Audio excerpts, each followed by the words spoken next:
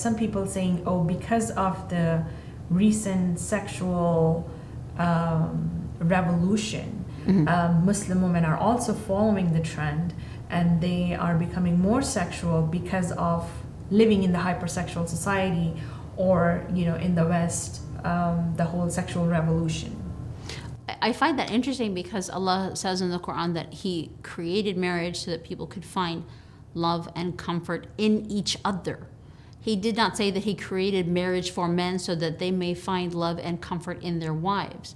It was a mutual statement of benefit. Yes, it is a mutual relationship. But then a lot of people would just say, oh, this is emotional, it's not sexual. Well, but then we also have basis in the hadith where the Prophet ﷺ says, don't jump on your wife like an animal. Send a messenger first. That messenger means foreplay. So pay attention to your wife's sexual needs. This loss of a woman's sexual entitlement or acknowledgement of her needs, this is not part of our religion. It's not. It's not. It's part of our culture at present.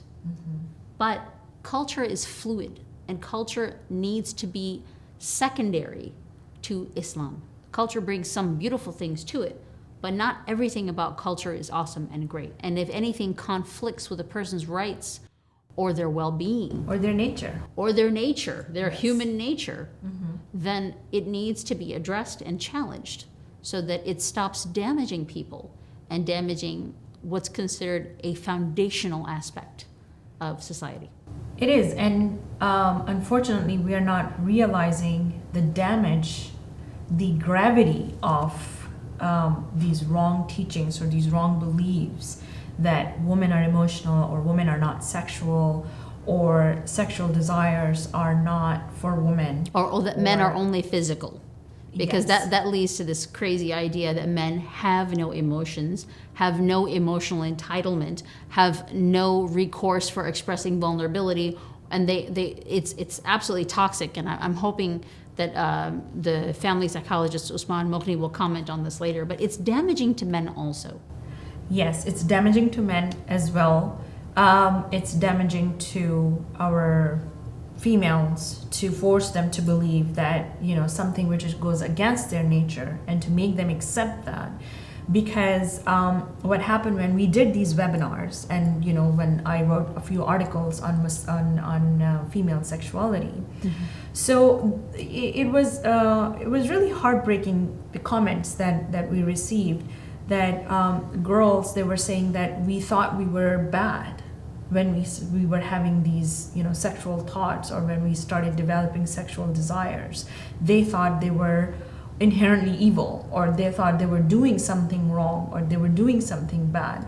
So it really causes personality conflicts, and I think inshallah our psychologist and our psychiatrist Dr. Bashir will go more into detail that how damaging it is for a woman's normal psychology, her personality, her relationships, to have to grow up with these beliefs.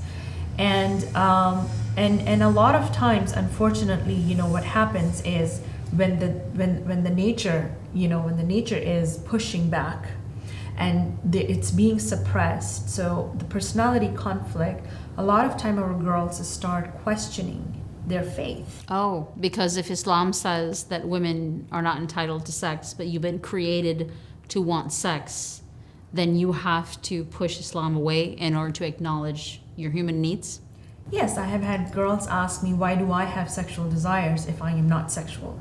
If that's what we are being taught, that women are emotional and men are sexual, and women cannot be sexual, so then why do I have these desires? So if I'm a moral person, why am I having immoral thoughts? Exactly, and that's what Interesting. makes them question their faith, and sometimes they find atheistic beliefs appealing because it's when it comes to their sexual desires or their sexual nature, it aligns with their nature. Right.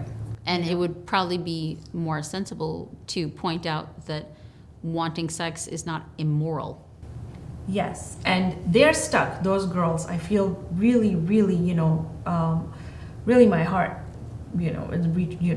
I wish I could reach out to all of them, because for them it's like they cannot ask this question to the family because of the cultural beliefs. They are intimidated to reach out to a sheikh because first of all they're girls, so there is sort of like they're hesitant. And a lot of girls have told me that just even though no matter how friendly a sheikh may be, it's just not in us to go and reach out and talk to them about it. And so it doesn't mean that these issues among girls don't exist, that they don't have sexual desires, that they don't get sexual thoughts, that they don't struggle with the temptations of the opposite gender. It's just that they are either too shy or they are too afraid to reach out with their problems.